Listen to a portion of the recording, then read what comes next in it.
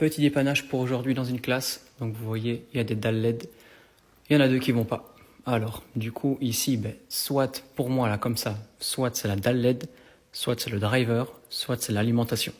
À tester, on va les checker. On va chercher le testeur ou le VAT, ça dépend.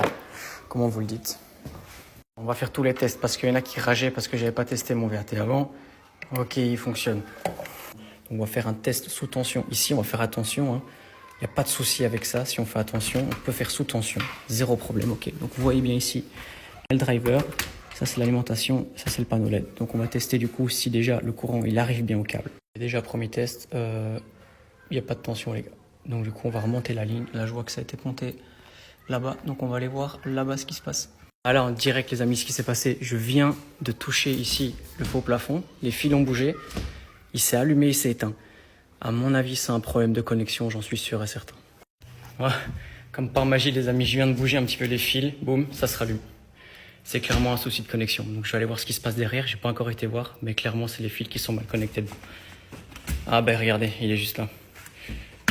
Hop, et voilà, ça se recoupe. Ok, c'est ça, d'office. Les connexions sont là-dedans et à mon avis, les connexions sont pas franches et elles sont pas bien attachées. Mais là, du coup, je vais aller couper le courant.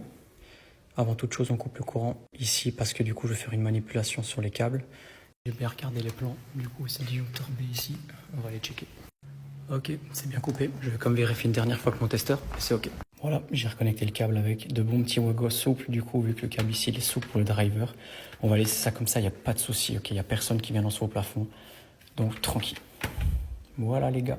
Du coup, la connexion du bornier d'origine en fait n'était pas très bonne. C'est souvent ce qui arrive avec les fournitures d'origine.